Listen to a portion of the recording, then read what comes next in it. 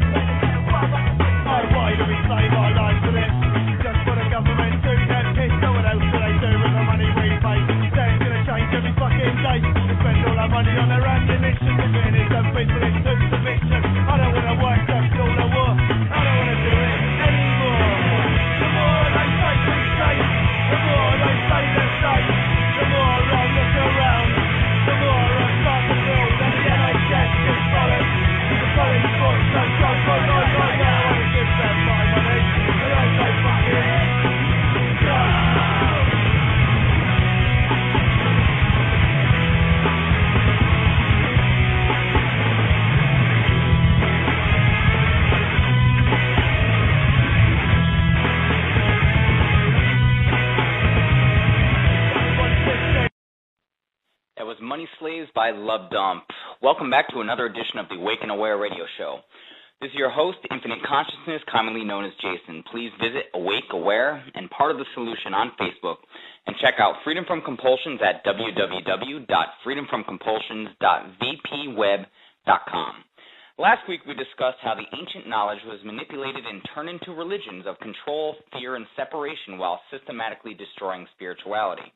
This week, we'll be discussing the massive control tool of money, and this will be the first edition of the show. Next week will be the second portion of this, so this will be a two-part show dealing with money. I was surprised to come home, and I can really get too into this, on Friday from work with a New York State investigator and a member of the FBI waiting in my driveway. Due to the information I provided to the court many months ago, regarding sovereign citizens, common law, maritime law, statutes and laws, and the illusion of laws, and providing numerous court cases to show that, they're money-generating systems. If you want to understand more about that kind of stuff, listen to my show on the revenue-generating court system sham, or something along those lines, I called it. Let's get started here. There's a lot of info dealing with money. That's why it's going to be a two-part show with this one. So, again, I'm going to be going through all this information pretty fast here, and it's going to be partially a history lesson as well. So let's get started. It is difficult for most to see that they are in enslavement when they are born into slavery under the guise of freedom. Think about it for a second. If you do not have enough worthless paper or digits on a computer screen, you cannot have a roof over your head. You cannot feed yourself or your children. You cannot travel around. You're basically confined to our so-called advanced society that has been based in fear and left-brain thought processes. When we cannot have the basic necessities of life because we do not have enough worthless paper or digits on the computer screen, then we have been enslaved by one of the most influential tools to suppress the masses. Most do not even think about it because it has become a commonplace. But this is complete insanity. Looking no further than the symbol for the American dollar sign gives us much input of what money is for.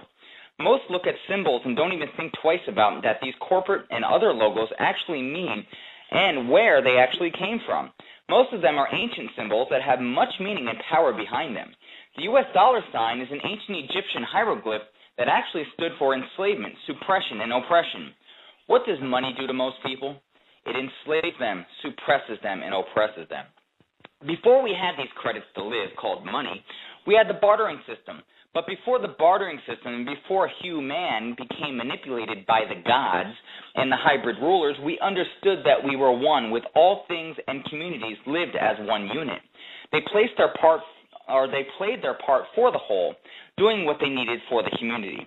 On a side note, let me ask my listeners, do you go to work because you want to and would do it for free if you could? Or how many of you go to work because you have to, and how many of you despise your work? If you have to work so you can gain worthless paper, so you can acquire basic needs for survival, then you are under slavery.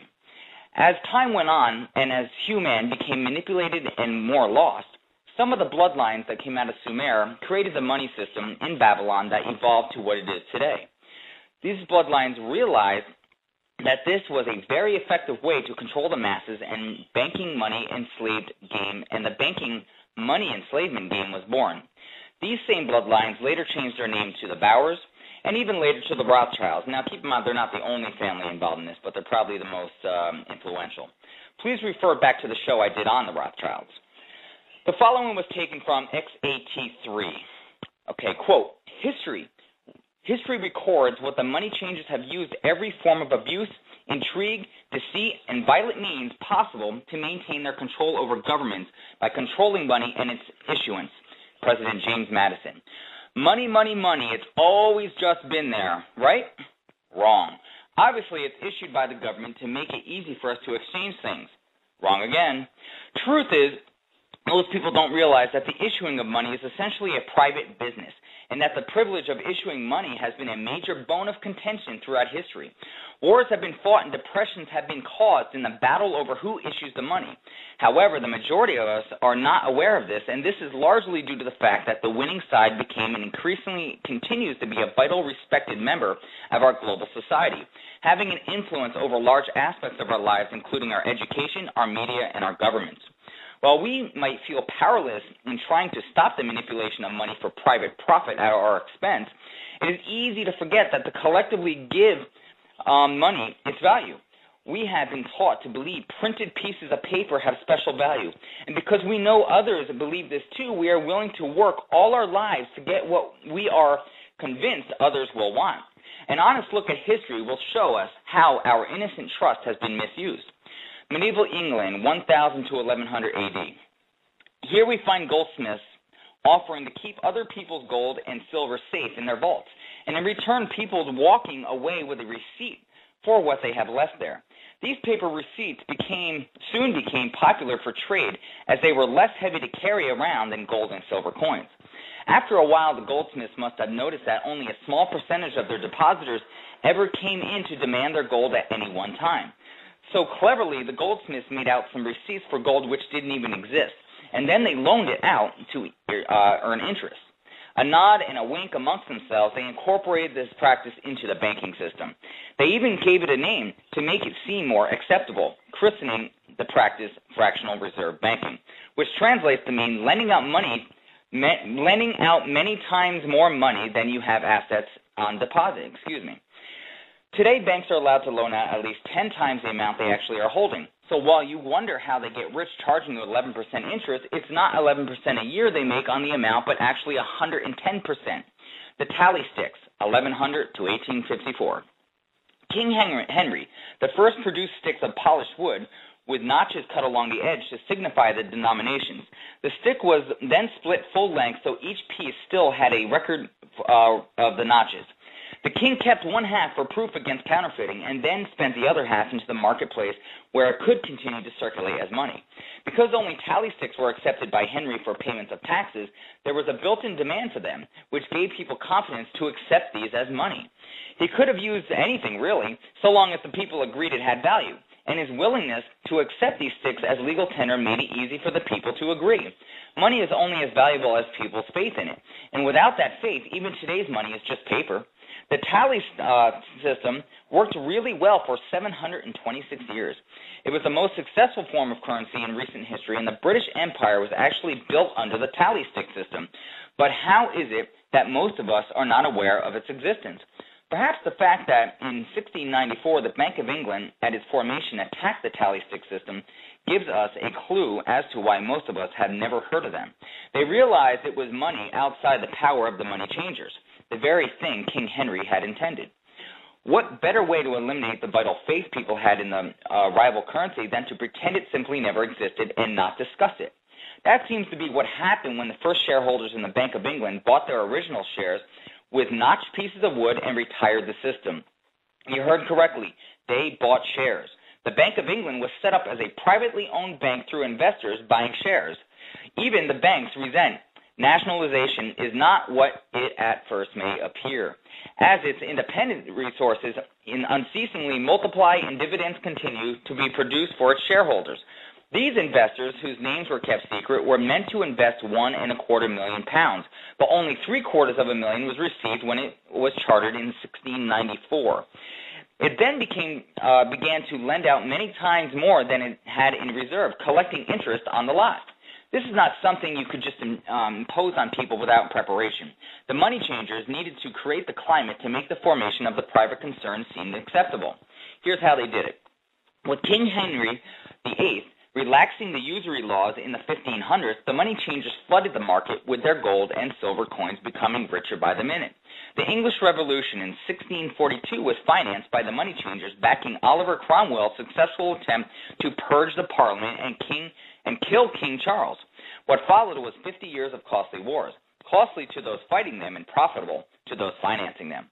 So profitable that it allowed the money changers to take over a square mile of property still known as the City of London, which remains one of the three main financial centers in the world today. The 50 years of war left England in financial ruin.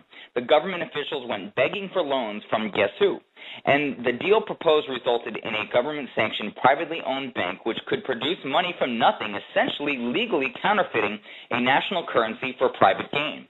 Now, the politicians had a source from which to borrow all the money which they wanted to borrow, and the debt created what secured against public taxes. You would think someone would have seen through this and realized that they could produce their own money and owe no interest, but instead the Bank of England has been used as a model, and now nearly every nation has a central bank with fractional reserve banking at its core. And keep in mind, ladies and gentlemen, the Rothschild family are the main owners of all these central banks that are used to enslave nations with debt. These central banks have the power to take over a nation's economy and become that nation's real governing force. What we have here is a scam of mammoth proportions covering what is actually a hidden tax being collected by private concerns. The country sells bonds to the bank in return for money it cannot raise in taxes. The bonds are paid for by money produced from thin air.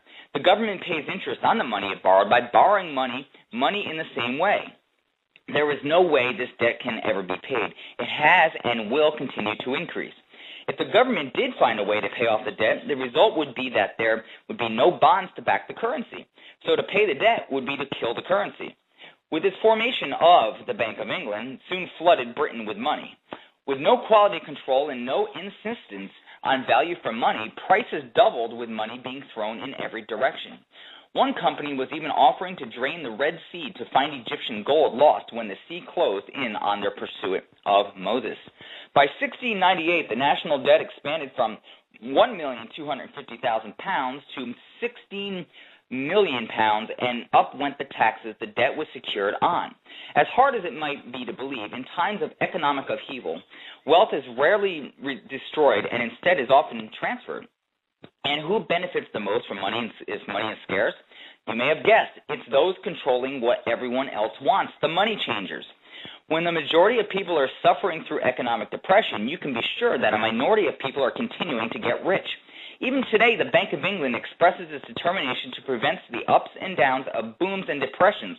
Yet, there have been nothing but ups and downs since its formation, with the British pound rarely being stable. One thing, however, has been stable, and that is the growing fortune of the Rothschilds, 1743. A goldsmith named Amschel Moses Bauer opened a counting house in Frankfurt, Germany in 1743. He placed a Roman eagle on a red shield over the door, prompting people to call his shop the Red Shield Firm, pronounced in German as Rothschild. His son later changed his name to Rothschild when he inherited the business. Loaning money to individuals was all well and good, but he soon found it much more profitable loaning money to governments and kings. It always involved much bigger amounts, always secured from public taxes. Once he got the hang of things, he set his sights on the world by training his 5 sons in the art of money creation before sending them out to the major financial centers of the world to create and dominate the central banking systems. J.P. Morgan was thought by many to be the richest man in the world during the Second World War, but upon his death, it was discovered he was merely a lieutenant within the Rothschild empire, owning only 19% of the J.P. Morgan companies. Quote, "There is but one power in Europe, and that is Rothschild," end quote, 19th century French commentator. We will explore a little more about the richest family a little later, but after we've had a look at the American Revolution, 1764 to 1781. By the mid-1700s, Britain was at its height of power, but was also heavily in debt. Since the creation of the Bank of England, they had suffered 4 costly wars, and the total debt now stood at £140 million, which in those days was a lot of money. In order to make their interest payments to the bank, the British government set about a program to try to raise revenues from their American colonies, largely through an extensive program of taxation. There was a shortage of material for minting coins in the colonies, so they began to print their own paper money, which they called colonial script. This provided a very successful means of exchange and also gave the colonies a sense of identity. Colonial script was money provided to help the exchange of goods. It was debt-free paper money not backed by gold or silver. During a visit to Britain in 1763, the Bank of England asked Benjamin Franklin how he would account for the newfound prosperity in the colonies. Franklin replied, quote, "That is simple. In the colonies, we issue our own money. It is called colonial script. We issue it in proper proportion to the demands of trade and industry to make the products pass easily from the producers to the consumers. In this manner, creating for ourselves our own paper money, we control its purchasing power, and we have no interest to pay to no one." Benjamin Franklin. America had learned that the people's confidence in the currency was all they needed, and they could be free of borrowing debts. That would mean being free of the Bank of England. In response, the world's most powerful independent bank used its influence on the British Parliament to press for the passing of Currency Act of 1764. Okay. This act made it illegal for the colonies to print their own money and forced them to pay all future taxes to Britain in silver and gold, or gold. Here's what Franklin said after that. Quote, "In 1 year, the conditions were so reversed that the era of prosperity ended and a depression set in, to such an extent that the streets of the colonies were filled with unemployed," end quote, Benjamin Franklin.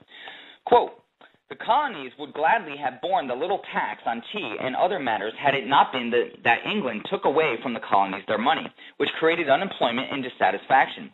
The inability of the colonists to get power to issue their own money permanently out of the hands of George III and the international bankers was the prime reason for the Revolutionary War," end quote, Benjamin Franklin. By the time the war began, on the 19th of April, 1775, much of the gold and silver had been taken by British taxation. They were left with no other choice but to print money to finance the war. What is interesting here is that colonial script was actually working so well, it became a threat to the established economic system of the time. The idea of issuing money, as Franklin put it, quote, "in proper proportion to the demands of trade and industry," end quote, and not charging any interest, was not causing any problems or inflation. This, unfortunately, was alien to the Bank of England, which only issued money for the sake of making a profit for its shareholders. The Bank of North America, 1781 to 1785. "If you can't beat them, join them," might well have been his argument when arms dealer Robert Morris suggested he be allowed to set up a Bank of England-style central bank in the USA in 1781. Desperate for money, the $400,000 he proposed to deposit to allow him to loan out many times that through fractional reserve banking must have looked really attractive to the impoverished American government.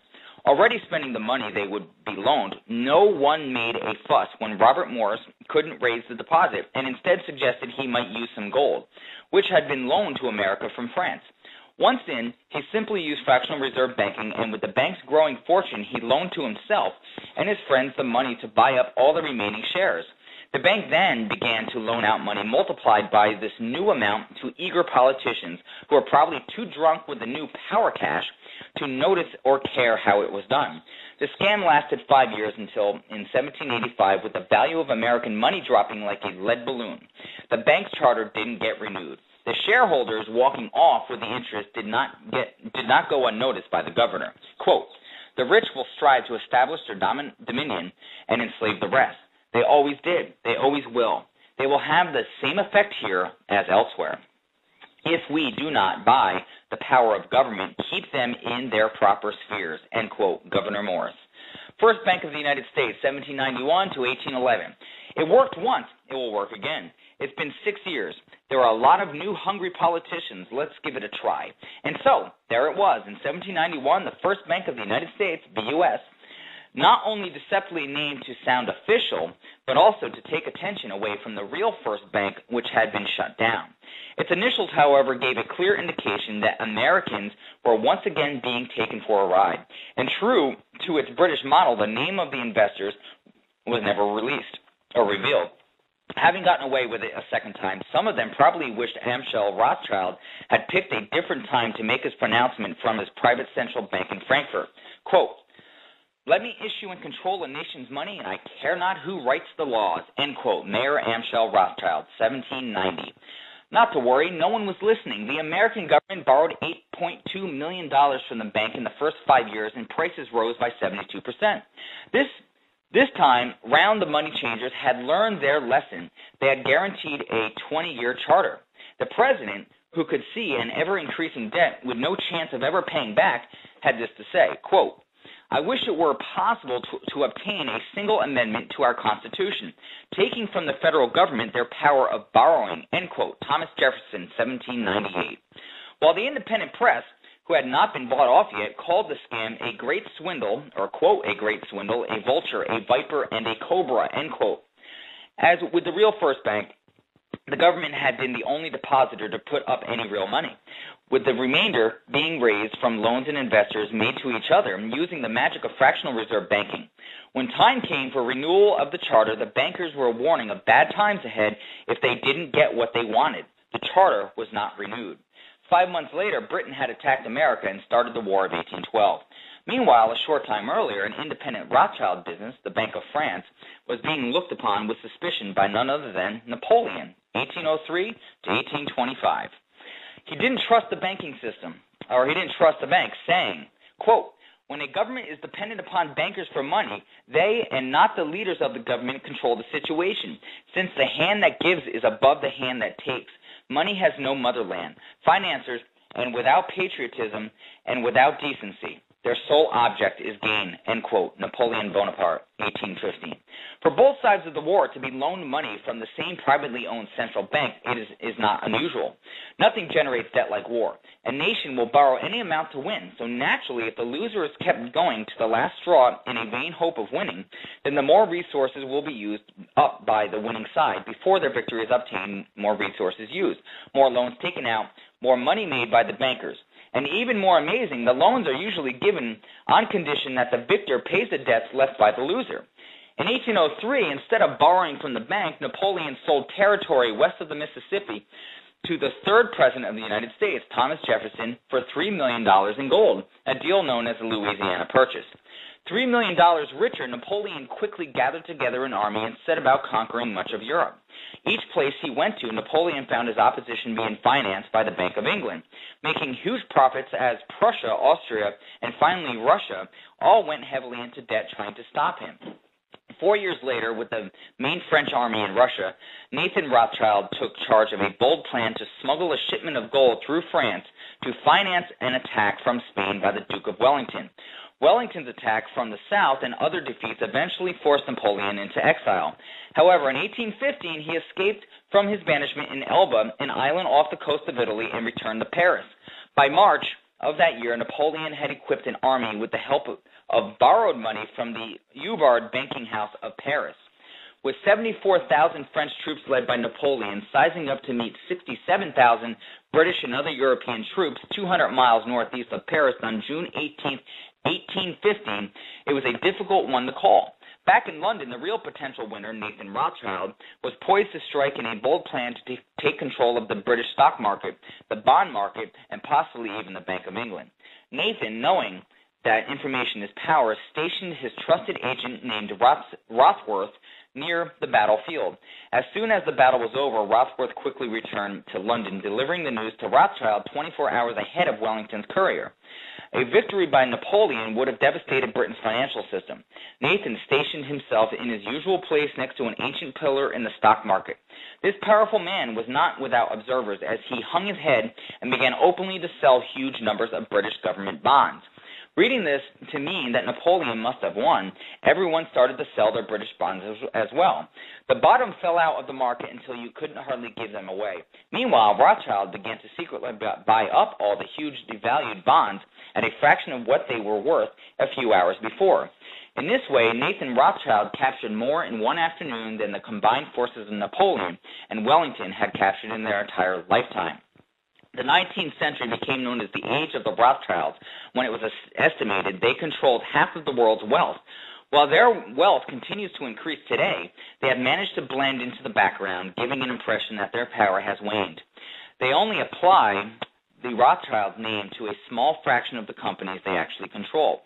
Some authors claim that the Rothschilds had not only taken over the Bank of England, but they had also, in 1816, backed a new privately owned central bank in America called the Second Bank of the United States, causing huge problems to the American president.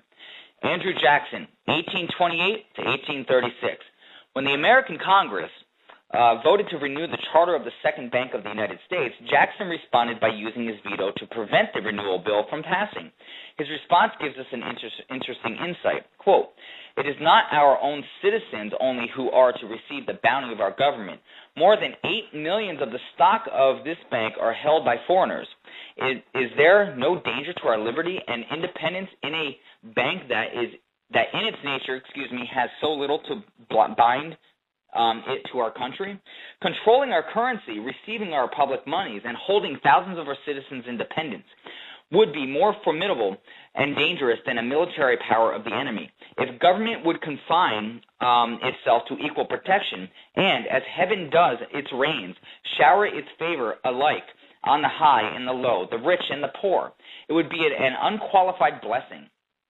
In the act before me, there seems to be a wide and unnecessary departure from these just principles." End quote, Andrew Jackson. In 1832, Jackson ordered the withdrawal of government deposits from the Second Bank and instead had them put into safe banks. The Second Bank's head, Nicholas Biddle, was quite candid about the power and intention of the bank when he openly threatened to cause a depression if the bank was not rechartered. We quote, "Nothing but widespread suffering will produce an effect on Congress. Our only safety is in pursuing a steady course of firm restriction, and I have no doubt that such a course will ultimately lead to restoration of the currency and the recharter of the bank." End quote. Nicholas Biddle, 1836. By calling in existing loans and refusing to issue new loans, he did cause a massive depression. But in 1836, when the charter ran out, the Second Bank ceased to function. It was then he made these two famous statements, quote, "The bank is trying to kill me, but I will kill it." And later, quote, "If the American people only understood the rank injustice of our money and banking system, there would be a revolution before morning." End quote. Andrew Jackson. When asked what he felt was the greatest achievement of his career, Andrew Jackson replied with hesitation, quote, "I killed the bank." End quote. However, we will see this was not the end of the private financial influence, passing itself off as official when we look at Abraham Lincoln and the Civil War, 1861 to 1865. The show is going to be ending live in a minute, but I will continue on for another 15 minutes. So if you want to hear the rest of today's portion of the show, please go to the website and listen to it through there. All right, let's continue on. With the central bank killed off, fractional reserve banking moved like a virus through numerous state chartered banks instead of causing the instability this form of economics thrives on. When people lose their homes, someone else wins them for a fraction of their worth. Depression is a good news to the lender, but war causes even more debt and dependency than anything else. So if the money changers couldn't have their central bank with a license to print money, a war it would have to be. We can see from the quote of the then Chancellor of Germany that slavery was not the only cause for the American Civil War. Quote, the division of the United States into federations of equal force was decided long before the Civil War by the high financial powers of Europe. These bankers were afraid that the U.S., if they remained as one bloc and as one nation, would attain economic and financial independence, which would upset their financial domination over the world, end quote. Otto von Bismarck, Chancellor of Germany, 1876. On the 12th of April, 1861, this economic war began. Predictably, Lincoln, needing money to finance his war effort, went with his Secretary of the Treasury to New York to apply for the necessary loans. The money changers, wishing the Union to fail, offered loans at 24% to 36%. Lincoln declined the offer. An old friend of Lincoln's, Colonel Dick Taylor of Chicago, was put in charge of solving the problem of how to finance the war. His solution is recorded as this. Quote, just get Congress to pass a bill authorizing the printing of full legal tender treasury notes and pay your soldiers with them and go ahead and win your war with them also, end quote, Colonel Dick Taylor. When Lincoln asked if the people of America would accept the notes, Taylor said, the people or anyone else will not have any choice in the matter if you make them full legal tender. They will have the full sanction of the government and be just as good as any money, as Congress is given that express right by the Constitution, end quote, Colonel Dick Taylor. Lincoln agreed to try the solution and printed $450 million worth of the new bills using green ink on the back to distinguish them from other notes. Hence, that's where we get the word greenbacks. Quote, the government should create, issue, and circulate all the currency and credit needed to satisfy the spending power of the government and the buying power of consumers. The privilege of creating and issuing money is not only the supreme prerogative of government, but it is the government's creative opportunity. By the adoption of these principles, the long-felt want for a uniform medium will be satisfied. The taxpayers will be saved immense sums of interest, discounts, and exchanges. The financing of all public enterprises, the maintenance of stable government and ordered progress, and the conduct of the Treasury will become matters of practical administration. The people can and will be furnished with a currency as safe as their own government. Money will cease to be the master and become the servant of humanity. Democracy will rise superior to the money power, end quote, Abraham Lincoln. From this, we see that the solution worked so well, Lincoln was seriously considering adopting this emergency measure as a permanent policy. This would have been great for everyone except the money changers, who quickly realized how dangerous this policy would be for them. They wasted no time in expressing their view in the London Times. Oddly enough, while the article seems to have been designed to discourage this creative financial policy, in its put-downs, we're clearly able to see the policy's goodness.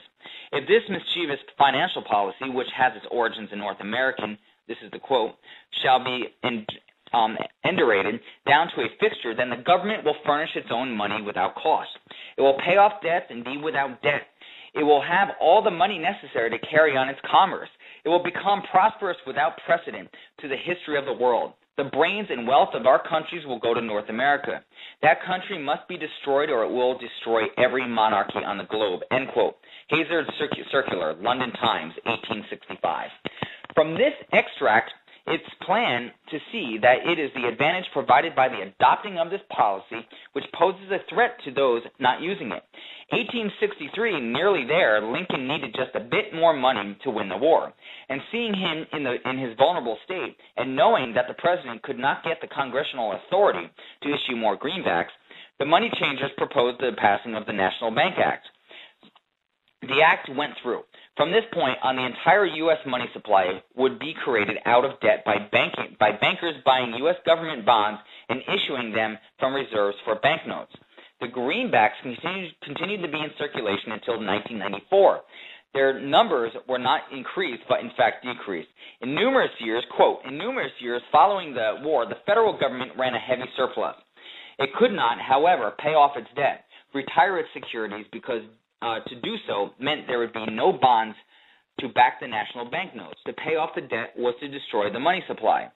End quote. John Kenneth Galbraith. The American economy has been based on government debt since 1864, and it is locked into this system. Talk of the paying off the debt without first reforming the bank system is just talk and complete impossibility. That same year, Lincoln had a pleasant surprise. Turns out the Tsar of Russia, Alexander II, was well aware of the money changer scam. The Tsar was refusing to allow them to set up a central bank in Russia. If Lincoln could limit the power of the money changers and win the war, the bankers would not be able to split in America and hand it back to Britain and France as planned. The Tsar knew that this handing back would come at a cost which would eventually need to be paid back by attacking Russia, it being clearly in the money changers' sights. The Tsar declared that if France or Britain gave help to the South, Russia would consider this an act of war. Britain and France would instead wait in vain to have the wealth of the colonies returned to them, and while they waited, Lincoln won the Civil War. With an election coming up the next year, Lincoln himself would wait for renewed public support before reversing the National Bank Act he had been pressured into approving during the war. Lincoln's opposition to the central bank's financial control and proposition return to the gold standard is well documented. He would certainly have killed off the national bank's monopoly had not been killed himself only 41 days after being reelected. The money changers were pressing for a gold standard because gold was scarce and easier to have a monopoly over. Much of this was already waiting in the hands, and each gold merchant was well aware that they really, could be easily made to seem like much, much more.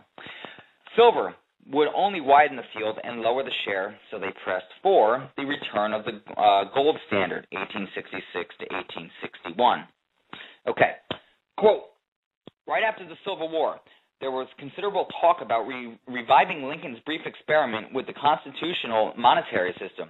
Had not the European Money Trust intervened, it would have no doubt become an established institution, end quote, W. Cleon Skousen. Even after his death, the idea that America might print its own debt-free money set off warning bells throughout the entire European banking community. On April 12, 1866, the American Congress passed a Contraction Act, allowing the Treasury to call in and retire some of Lincoln's greenbacks. With only the bank standing to gain from this, it's not hard to work out the source of this action. To give the American public the false impression that they would be better off under the gold standard, the money changers used the control they had to cause economic instability and panic the people. This was fairly easy to do by calling in existing loans and refusing to issue new ones, a tried and proven method of causing depression. They would then spread the word through the media. They largely controlled that the lack of a single gold standard was the cause of the hardship which ensued, while all this time using the Contraction Act to lower the amount of money in circulation. It went from $1.8 billion in circulation in 1866, allowing $15.46 per person, to $1.3 billion in 1867, allowing $44 per person, to $0.6 billion in 1876, making only $14.60 per person, and down to $4 billion only 10 years later, leaving only $6.67 per person in a continually growing population. Most people believe the economists when they tell us that recessions and depressions are part of the natural flow. But in truth, the money supply is controlled by a small minority who have always done so and will continue to do so if we let them. By 1872, the American public was beginning to feel the squeeze, so the Bank of England, scheming to the back rooms, sent Ernest Soyd with lots of money to bribe Congress into demonetizing silver. Ernest drafted the legislation himself, which came into law with the passing of the Coinage Act, effectively stopping the minting of silver that year. Here's what he said about his trip, obviously pleased with himself, quote, I went to America in the winter of 1872 to 1873, authorized to secure, if I could, the passing of a bill demonetizing silver. It was in this interest of those I represented, the governor of the Bank of England, to have it done. By 1873, gold coins were the only form of coin money. End quote, Ernest Soyd.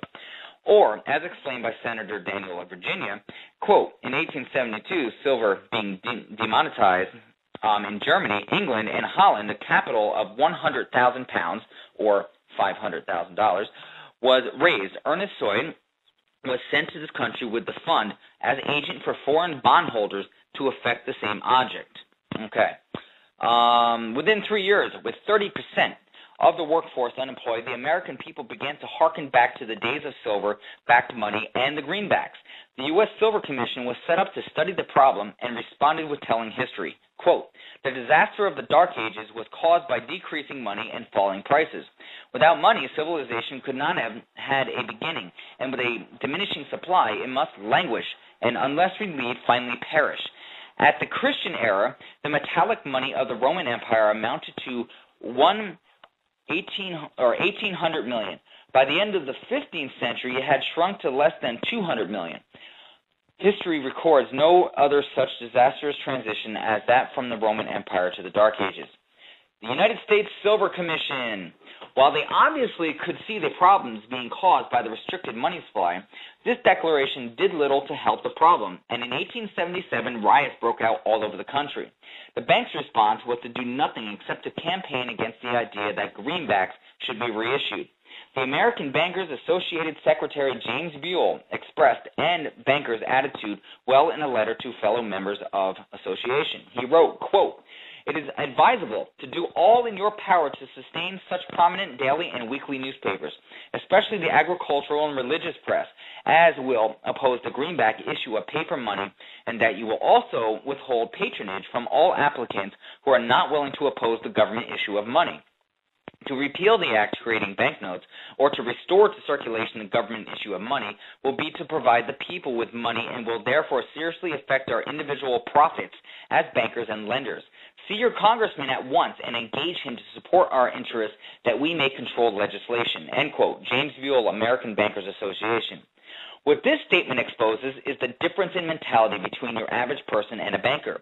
With a banker, less really is more, and every need and opportunity to exploit. James Garfield became president in 1881 with a firm grasp of where the problem lay. Quote, whosoever controls the volume of money in any country is absolute master of all industry and commerce. And when you realize that the entire system is very easily controlled, one way or another, by a few powerful men at the top, you will not have to be told how periods of inflation and depression originate. End quote. James Garfield, 1881. Within weeks of releasing the statement, President Garfield was assassinated. The cry from the streets was to free silver. 1891, 1912. Fleecing the flock, in the term, the money changers use for the process of booms and depressions, which make it possible for them to repossess property at a fraction of its worth. In 1891, a major fleece was being planned. Quote, on September 1st, 1894, we will not renew our loans under any consideration. On September 1st, we will demand our money. We will foreclose and become mortgages to possession. We can take 2/3 of the farms west of the Mississippi, and thousands of them east of the Mississippi as well, at our own price. Then the farmers will become tenants, as in England, end quote. 1891, American Bankers Association, as printed in the Congressional Record of April 29, 1913. The continued gold standard made this possible. William Jennings Bryan was a Democratic candidate for president in 1896, campaigning to bring silver back as a money standard, free silver. Quote, we will answer their demand for a gold standard by saying to them, you shall not press down upon the brow of labor this crown of thorns. You shall not crucify mankind upon a cross of gold. End quote, William Jennings Bryan. Of course, the money changer supported his opposition on the Republican side so long as he wanted the gold standard maintained. The factory bosses were somehow convinced to tell their workforce that business would close down if Bryan was elected, and everyone would lose their jobs. The Republicans won by a small margin. Bryan tried again in 1900 and in 1908, but lost both times. He began Secretary of State under Wilson in 1912, but became disenchanted and resigned in 1915 under suspicious circumstances connected with the sinking of the Lusitania, which drove America into the First World War. J.P. Morgan and the crash of 1907. If you want to work out the cause of the crash of 1907, checking who benefited is where you might want to look first. With the stock market slump causing most of the overextended banks to falter, and steps J.P. Morgan offering to save the day, people will do strange things when in a panic, and this might explain why Morgan was authorized to print $200 million from nothing, which he then used to prop things up. Some of the troubled banks with less than 1% in reserve had no choice. It was accept the solution or go under. Even if they had worked out that their problems had been caused by the same people now offering the solution, there was not a lot they could have done about it. J.P. Morgan was hailed a hero. Quote, all this trouble could be averted if we appointed a committee of 6 or 7 men like J.P. Morgan to handle the affairs of our country, end quote, Woodrow Wilson. But not everyone was fooled. Those not favorable to the money trust could be squeezed out of business. Now, you know, the theme of money, what's that got to do with Big Brother? What's that got to do with Big Brother? It's nothing to do with Big Brother. You know, there's no surveillance cameras on the pound. What's going on? David Davison talked about it. This is one of the greatest aspects of Big Brother. Let's just analyze what is Big Brother. It's control by the very few of the rest. Now, what's the greatest form of control on this planet? Money. And you ask the question. People don't ask these questions. I've asked economists this question. They can't answer me. What is money and who creates it? How does it come into circulation? Oh, do you know? Government in it? No. First of all, there is no money in terms of anything physical worth anything. Money is only worth what we are programmed to believe it's worth. Money is figures on a screen. That's it. When you go into a bank and you ask for a loan, mortgage or something, say £50,000, much more these days, £50,000, what does the bank then do? It types into your account £50,000. That's it. It doesn't print any money, doesn't mint any coins, it doesn't move any precious metal a single sodding inch. It just types into your account £50,000. From that moment, you are paying interest on £50,000 that has never, does not, and will never exist. And to get that non-existent £50,000, you have to sign over wealth that does exist. Your house, your car, your business, your land. And if you don't pay back through circumstances none of your creation, not just the principal, but the interest on the loan, then they get your land and wealth that does exist and your house because you've not paid back money that doesn't exist.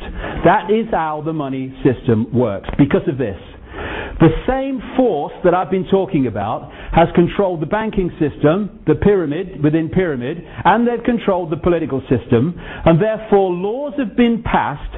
The fractional reserve lending is one name for them, that allows banks to lend at least, and it is at least when you follow the trail, 10 times what it has on deposit. So every time you put £1 in a bank, it can lend 10 it doesn't have to someone else. And once it's given you the £50,000, you then might go and put that £50,000 in another bank. The other bank now has the right to lend 10 times the £50,000 you've just got from this bank. And this is how it all works. Now, what's the difference between an economic boom, prosperity and all the rest of it, and a credit crunch, depression, economic depression? One thing and one thing alone, effectively. The amount of money in circulation at any time. Who controls that? The private banking cartel on their decisions on how many loans to make, called credit, which theoretically puts buying, exchange rate, means of exchange into circulation. The more they loan money, the more money is circulating, the more money there is to buy things, the more things need making, everything starts to expand. People tend to get in more debt when they are in a boom because they're confident, they've got lots of orders at the company, the job's strong, so we'll have 2 holidays, we'll have a bigger house, we'll have another car or a bigger car. That, in the banking system, and this scam's been played for centuries, and what economic correspondents earning a ridiculous amount of money, whatever they pay them, it's too much, they call this the economic cycle, as if it's some natural phenomenon. what happens is fishing rod out. The banking cartel keeps interest rates low, enticing more people in, makes loads of loans, reduces the criteria by which they will give a loan, lots of money in circulation, people in more debt. And here's the point. You know when you go for a loan of £50,000, the bank creates, at least in theory on your computer screen, £50,000. That's it. But you're not paying back £50,000. You're paying back £50,000 plus interest. The interest on the £50,000 has not been created. It never is. Therefore, by design, there is never ever enough money in circulation to pay back all the principal and interest on the loans outstanding. Bankruptcy, losing your home, is built in on purpose.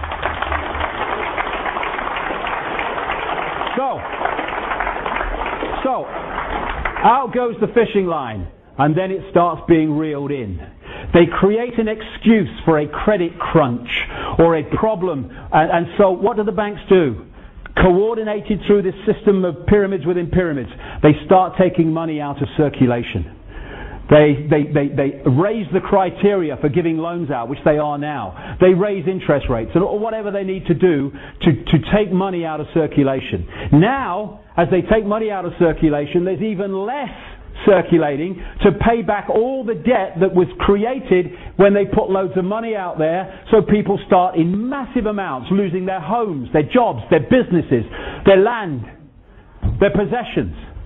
And so we move over to the depression, the downturn, the recession, and they then start trawling from the people the wealth that does exist, because there's not enough money in circulation, nothing to do with them, they can't pay the non-existent money back.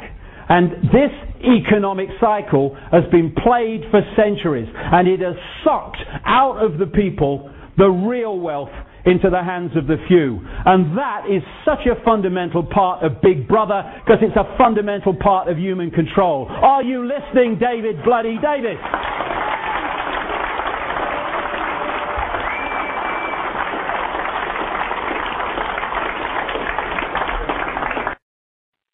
That was David Icke speaking about the manipulation of money. Welcome back to another edition of the Awake and Aware radio show. This is your host, Infinite Consciousness, commonly known as Jason. Please visit Awake, Aware, and Part of the Solution on Facebook, and check out Freedom from Compulsions at www.freedomfromcompulsions.vpweb.com. If you'd like to access this show to gather any of the past shows that have been aired, you can look at the entire archive at www.blogtalkradio.com/infinite-consciousness. Last week we talked about the first part of the what is money, how it manipulates, where it came from, who created it in Babylon, and how the same bloodlines control it today. And it's been used since its creation and manifestation as a massive tool of control. And the majority of the global population, more are waking up now, but the majority of the global population have no idea they're under control, because we have been born into this very bondage and just cannot see it when we do not look beyond the illusions. So I'm going to continue where we left off from last week. This is part 2 of What is Money, and we're going to go into a few different things. As I said last week, this is more of a history lesson, but it's important to understand money and the history of it. Last week we left off talking about J.P. Morgan and the crash of 1907. So I'm going to get into that and just take off from there. If you want to work out the cause of the crash of 1907, checking who benefited is where you might look, or might want to look first. With the stock market slump causing most of the overextended banks to falter, in steps J.P. Morgan offering to save the day. People will do strange things when in a panic, and this might explain why Morgan was authorized to print $200 million from nothing, which he then used to prop things up. Some of the troubled banks with less than 1% in reserve had no choice. It was accept this solution or go under. Even if they had worked out that their problems had been caused by the same people now offering the solution, there was not a lot that they could have done about it. J.P. Morgan was hailed a hero. Quote, all this trouble could be averted if we appointed a committee of 6 or 7 men like J.P. Morgan to handle the affairs of our country, end quote, Woodrow Wilson. But not everyone was fooled. Those not favorable to the money trust could be squeezed out of business, and the people frightened into demanding changes in the banking and currency laws which the money trust would frame, end quote, Representative Charles A. Lindbergh. Apart from making a small number rich at the expense of the many, in this case, the instability also served the second purpose of encouraging the public to believe that they would be better off under a central bank and a gold standard. Desperate people have little time for logic. As Lincoln watches, in Washington, the statue of Lincoln sitting in his chair is facing a building called the Federal Reserve headquarters. This institution would not be there if Lincoln's monetary policy had been adopted by the USA. It is not federal, and it has doubtful reserves. The name is an open deception designed to give the private bank the appearance that it is operating in the public's interest, when in fact it is run solely to gain private profit for its select stockholders. It came into being as a result of one of the slickest moves in financial history. On 23rd of December 1913, the House of Representatives had passed the Federal Reserve Act, but it was still having difficulty getting it out of the Senate. Most members of Congress had gone home for the holidays, but unfortunately the Senate had not adjourned sine without day. So they were technically still in session. There were only 3 members still present. On a unanimous consent voice vote, the 1913 Federal Reserve Act was passed.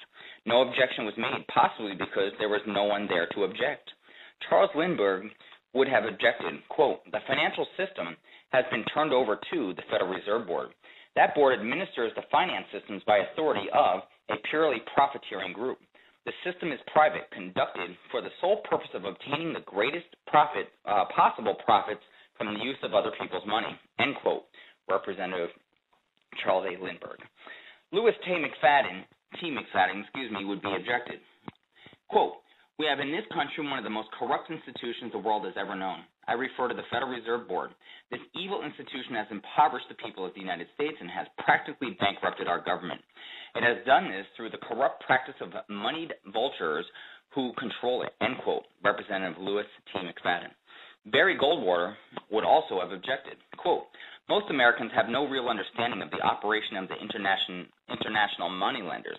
The accounts of the Federal Reserve System have never been audited. It operates outside the control of Congress and manipulates the credit of the United States, end quote, Senator Barry Goldwater.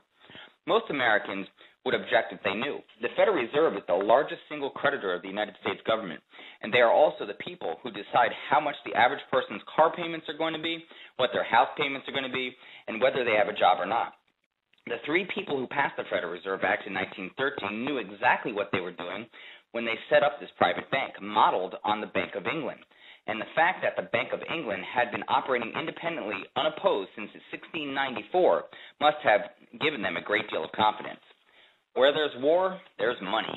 War uses up more materials more quickly than most anything else on Earth.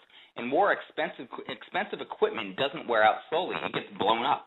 It's interesting to note that during the 119-year period from the founding of the Bank of England in Napoleon's defeat at Waterloo, England had been at war for 56 years, while the rest of the time preparing for it. In the process, the money changers had been getting rich. So there it was, the newly formed Federal Reserve poised to produce any money the U.S. government might need from thin air, with each dollar standing to make a healthy interest. 9 days after its formation, the Federal Reserve founders were wishing each other a happy new year. What good fortune might 1914 bring? World War I, 1914 to 1918. The Germans borrowed money from the German Rothschild Bank, the British from the British Rothschild Bank, and the French from the French Rothschilds. American super banker J.P. Morgan was, amongst other things, also a sales agent for war materials. 6 months into the war, his spending of $10 million a day made him the largest consumer on the planet. The Rockefellers and the head of the President Wilson's War Industry Board, Bernard Baruch, each made some $200 million, while families contributed their sons to the bloody front lines, but profit was not the only motive for involvement. Russia had spoiled the money changers' plan to split America into 2 and remain the last major country not to have its own central bank. However, 3 years after the start of the war, the entire Russian royal family was killed and communism began. You might find it strange to learn that the Russian Revolution was also fueled with British money. Capitalist businessmen financing communism? Author Gary Allen gives his explanation, quote, "If one understands that socialism is not a share the wealth program, but is in reality a method to consolidate and control the wealth, then the seeming paradox of super rich men promoting socialism becomes no paradox at all. Instead, it becomes logical, even the perfect tool of power-seeking megalomaniacs. Communism, or more accurately socialism, is not a movement of the downtrodden masses, but of the economic elite." End quote. Gary Allen, author. All right, Cleon Skousen, W. Cleon Skousen, wrote in his book, The Naked Capitalist, quote, "Power from any source tends to create an appetite for additional power. It was almost inevitable that the super rich would one day aspire to control not only their own wealth, but the wealth of the whole world. To achieve this, they were perfectly willing to feed the ambitions of the power-hungry political conspirators who were committed to the overthrow of all existing governments and the establishment of a central worldwide dictatorship." End quote. W. Cleon Skousen. Extreme revolutionary groups were controlled by being financed when they complied and cut off, with money sometimes being given to their opposition when they didn't. If you find this hard to believe, listen to what the so-called dictator of the new Soviet Union had to say. Quote, "The state does not function as we desired. The car does not obey. A man is not at the wheel and seems to lead it, but the car does not drive in the desired direction. It moves as another force wishes." End quote. Vladimir Lenin. Representative Louis T. McFadden, chairman of the House Banking and Currency Committee throughout the 1920s and 30s, explained in this way, quote, "The course of Russian history has, indeed, been greatly affected by the operations of international bankers. The Soviet government had been given United States Treasury funds by the Federal Reserve Board acting through the Chase Bank.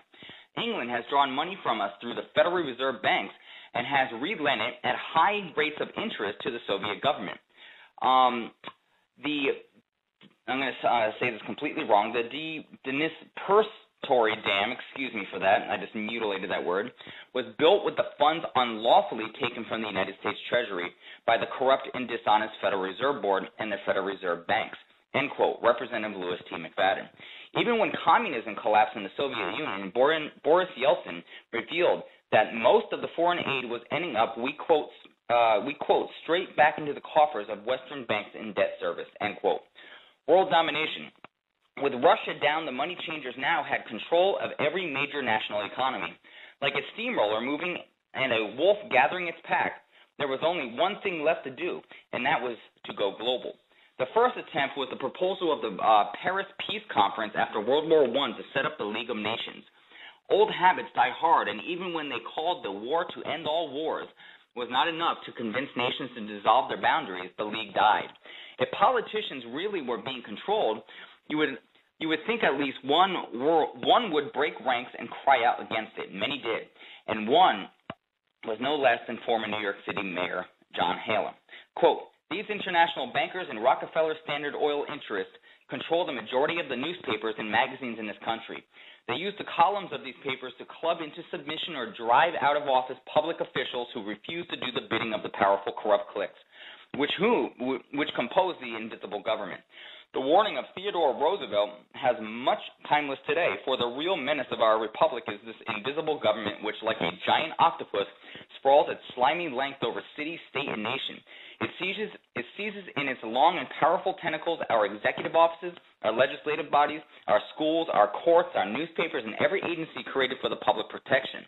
To depart from mere generalizations, let me say that at the head of this octopus are the Rockefeller Standard Oil interests and a small group of powerful banking houses, generally referred to as the international bankers. The little coterie of powerful international bankers virtually run the United States government for their own selfish purposes. They practically control both parties, write political platforms, make catcalls of party leaders, use the leading men of private organizations, and resort to every device to place in nomination for high-profile office only such candidates as will be amenable to the dictates of corrupt big business. These international bankers and Rockefeller Standard Oil interests control the majority of newspapers and magazines in this country." End quote. John Halem, Mayor of New York, 1927. These warnings fell on deaf ears, drowned out by the music and excitement of the Roaring '20s. People don't tend to complain much in times of prosperity, so the money changers used this boom time they had created to diffuse any complaints about their growing control. Depression in 1929. Stack in front of you the biographies of the Wall Street giants J.P. Morgan, Joe F. Kennedy, J.D. Rockefeller, Bernard Baruch, and you'll find they all marvel at how they got out of the stock market and put their assets in gold just before the crash. None mention a secret directive since revealed sent by the father of the Federal Reserve, Paul Warburg, warning of the coming collapse and depression.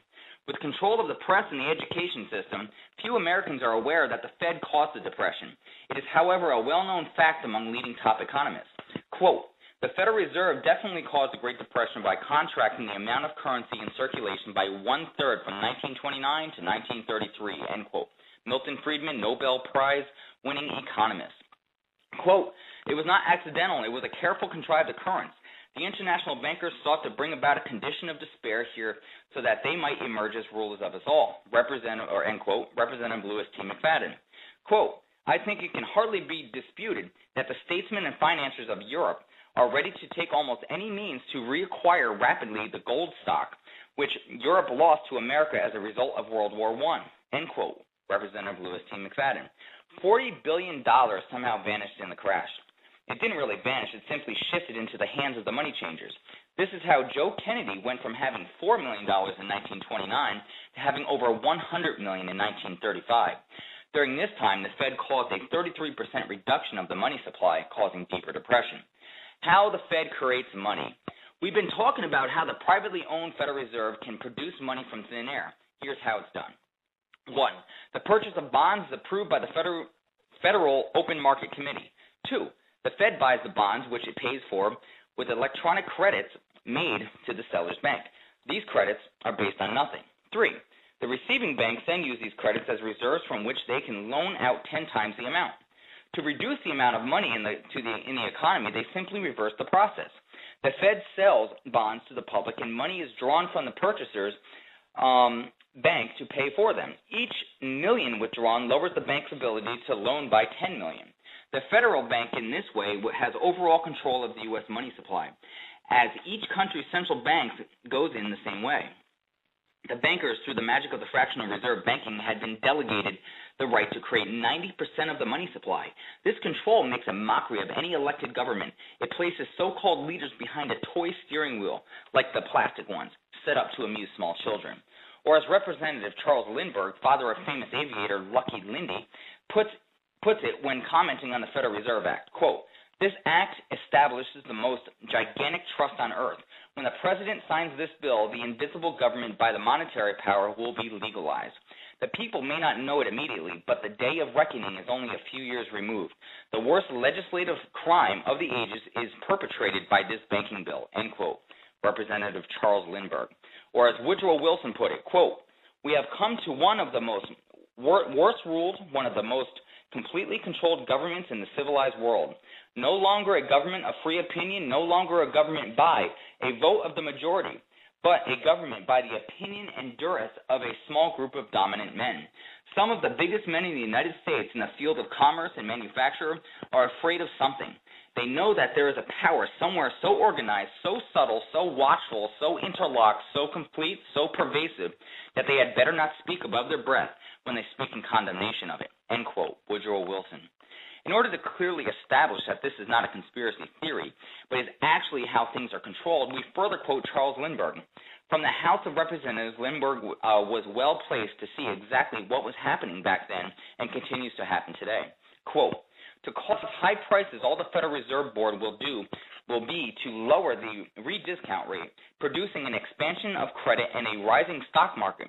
Then, when businessmen are adjusted to these conditions, it can check prosperity in mid-career by arbitrarily raising the rate of interest.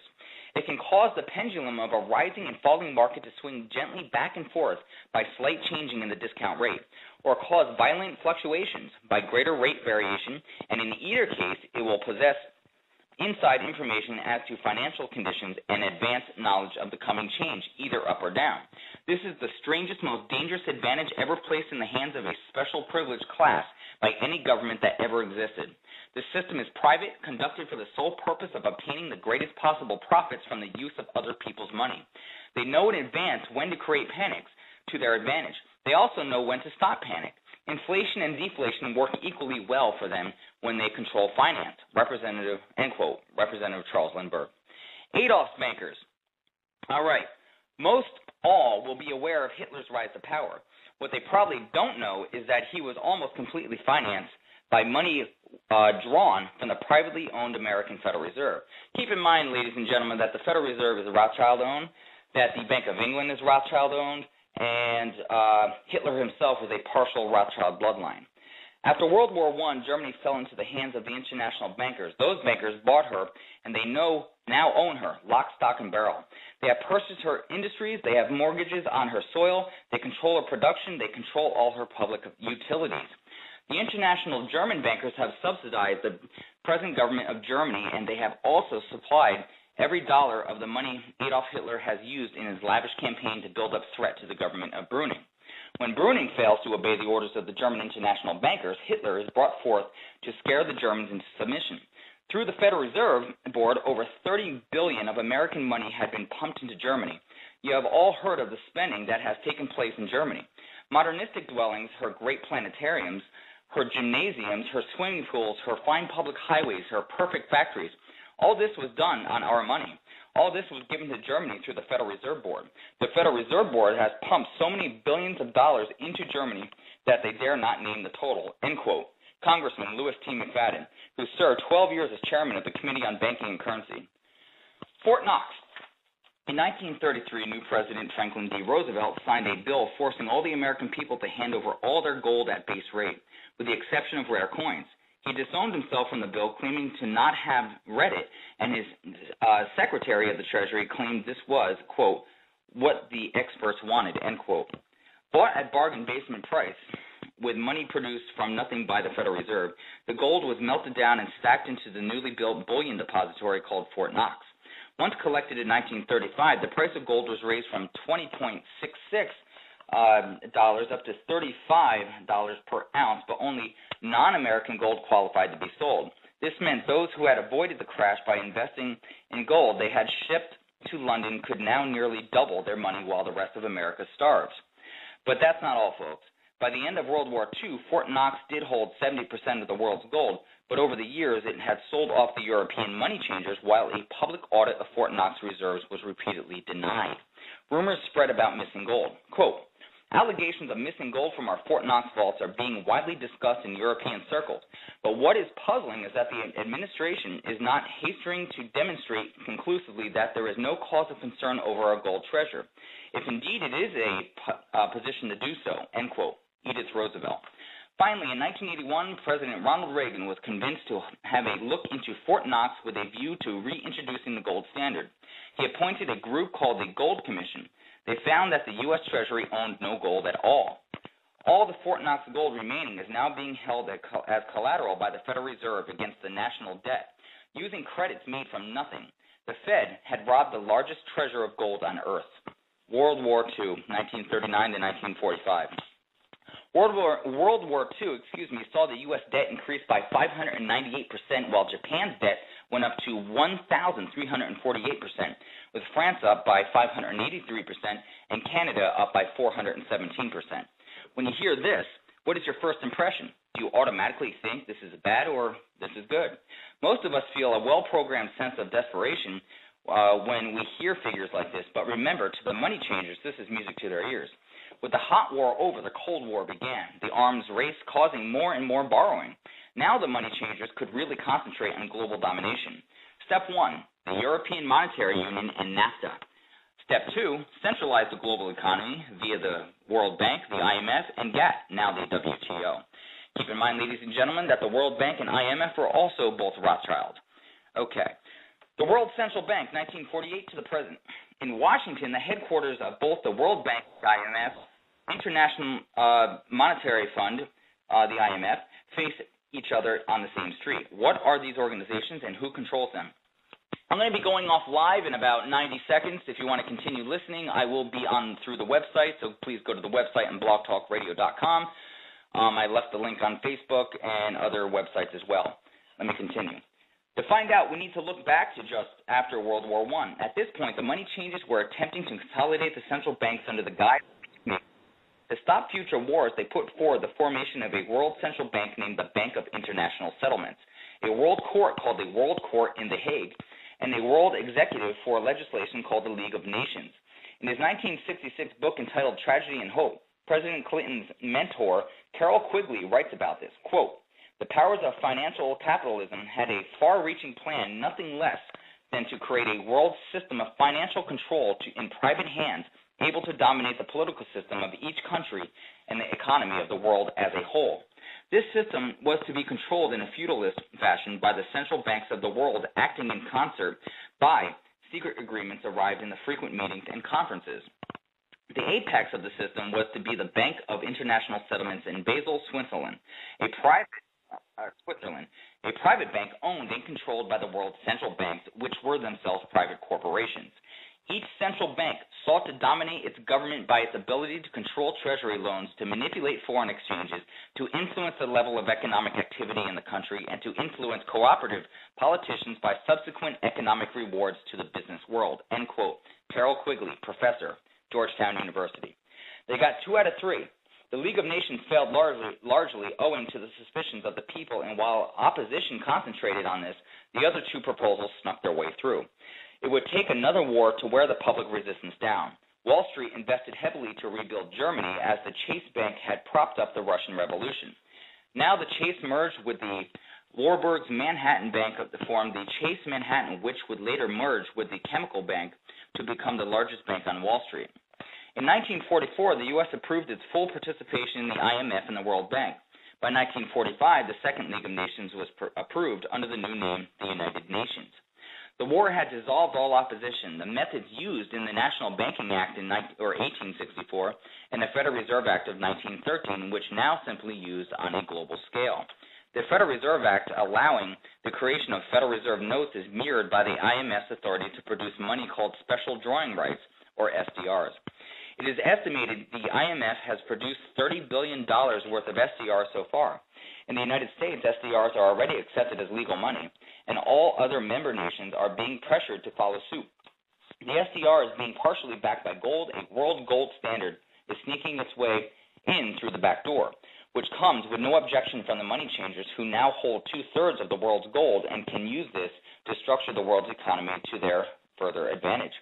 We have gone from the goldsmith's fraud being reproduced on a national scale through the Bank of England and the Federal Reserve to a global level with the IMF and the World Bank. Unless we together stop giving these exchange units their power by our collective faith in them, the future will probably see the Intergalactic Bank and the Federation of Planets Reserve set up in much the same way. This radical transfer of power has taken place with absolutely no mandate from the people.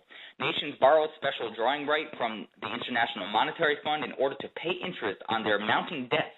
With these SDRs produced at no cost, the IMF charges more interest. This, contrary to bold claims, does not alleviate poverty or further any development. It just creates a steady flow of wealth from borrowing nations to the money changers who now control the IMF and the World Bank. The permanent debt of the third world countries is constantly being increased to provide temporary relief from the poverty being caused by previous borrowing. These repayments already exceed the amount of new loans. By 1992, Africa's debt had reached $290 billion, which is 2.5 times greater than it was in 1980. A noble attempt to repay it has caused increased infant mortality and unemployment, plus deteriorating schools and general health and welfare problems. As world resources continue to be sucked into the insatiable black hole of greed, if allowed to continue, the entire world will face a similar fate. As one prominent Brazilian politician, Luiz Ignacio Silva, put it, quote, "Without being radical or overly bold, I will tell you that the Third World War has already started. A silent war, not for that reason any the less sinister. This war is tearing down Brazil, Latin America, and practically all the Third World. Instead of soldiers dying, there are children. Instead of millions of wounded, there are millions of unemployed. Instead of destruction of bridges, there is the tearing down of factories, schools, hospitals, and entire economies. It is a war by the United States against the Latin American continent and the Third World. It is a war over the foreign debt, one which has its main weapon interest, a weapon more deadly than the atom bomb, more shattering than a laser beam, end quote. If a group of organizations had used its hard-earned money to help these developing nations, then we might sympathize that there should be a real effort to repay these loans. But the money used was created from fractional reserve banking. The money loaned to the third world came from the 90% of the banks allowed themselves to loan on the 10% they actually held. It didn't exist. It was created from nothing, and now people are suffering and dying in an effort to pay it back. This has gone beyond clever financing. It's wholesale murder, and it's time we stopped it. We can. Money is a massive illusion made up of worthless paper and digits on a computer screen that controls every move we make. The Rothschilds own all of the central banks that enslaved nations with debt, the private Federal Reserve in the U.S.'s case. These Rothschild central banks loan the money to the government, which it has to pay back with interest, which is where most of our illegal federal taxes go to. 2 U.S. presidents attempted to take the power away from the Rothschild central banks by printing government money, Lincoln and Kennedy. What else do they have in common? The Rothschilds also own the World Bank and IMF that further enslave third world nations with even more debt while being able to take over their natural resources. Are we tired of our own enslavement? We must take full responsibility, for we allow for our own enslavement because we continue to go along with it. It would be a massive shock to the system, but we need to collectively stop using money altogether and get back to community living as one unit. If we would first of all stop paying the illegal federal taxes, then there is nothing they could do about it. That would be step one, unless you're not tired, of working 4 months of every year for free. It is time to awaken, ladies and gentlemen, and stop paying for your own enslavement. It is time to stop paying for your own enslavement. Ladies and gentlemen, we are under complete enslavement of money. Remember from show 1, the dollar sign, has been used as and is an ancient hieroglyph for oppression, suppression, and enslavement. And that is what money does to most people globally. We don't need money. We didn't used to have money. The same bloodlines that came out of Sumer, as I said in the first show, created the money systems in Babylon because they understood it was a great source of control. Think about it. Like the first show I said, think about it. We cannot do anything without paper or digits on a computer screen that have no value to it. But yet we can starve to death. We can lose our homes. We can end up, losing everything we have, in this illusion of reality we live in because we don't have enough worthless paper. Is that not insanity? Is that not enslavement? Come on. It's totally ridiculous. Most crimes are because of lack of money. Most depression, anxiety, any type of psychiatric or psychological conditions are based in the feeling of worthlessness. And where does that worthlessness a lot of times come from? In Western cultures and many other cultures based in the enslavement tool of money, it's from the lack of money. Why do people rob? Why do people fall for the corporate logos that they have to wear on their clothing? Because it's about money. My logo costs more than yours, therefore I'm better than yours, or I'm better than you. We got to stop using money. It's completely ridiculous and unnecessary. Now, would the system collapse? It sure would. Would we go through a little turmoil? Absolutely, because we've been under this enslavement of money for so many thousands of years. But you know what? Times are changing. The energetic structure is changing. The electromagnetic fields are changing. People are waking up. This whole thing is going to collapse, and they're becoming very desperate. It's so obvious they're becoming desperate. We need to stop falling for it. Understand you are being completely controlled. Like I said in the first show, do you go to work because you enjoy going to work? You go to work because you feel like you're making a positive, brilliant, loving impact to your community and your global humanity? Or do you go to work because you have to, and if you don't go to work, you won't be able to feed your families. You won't be able to have a roof over your head. Think about it, ladies and gentlemen, what you do in your daily life, how we suffer, how people starve to death, how malnutrition and disease occurs because of this. It is ridiculous, and it's time for it to stop. Ladies and gentlemen, this is the end of today's show. I will be continuing next week as usual, 6 o'clock every Sunday. blogtalkradio.com/infinite consciousness. Please check out all the past shows. Check out the last week's show, which was the first part of this one, if you missed it, so you can get a better understanding. And, let's awaken, ladies and gentlemen. I love you all. We should love us all. We are all one. And it's our one force that will bring this control structure to its knees, because the illusion is that they have power. But we give them the power by acquiescing to it. We give them the power by just continuously going along and oftentimes paying for our own enslavement. We don't have to do it anymore. We can say no. But if only a few of us say no, they jail us, they torture us, they get rid of us. But if the entire global population, or at least a huge chunk of it, says no, there's not a damn thing they can do about it, because we have the power in numbers. We are all one. We can bring this control structure to its knees. Until next time, be in love, be aware, be awakened. I will speak to you next week. Goodbye, ladies and gentlemen.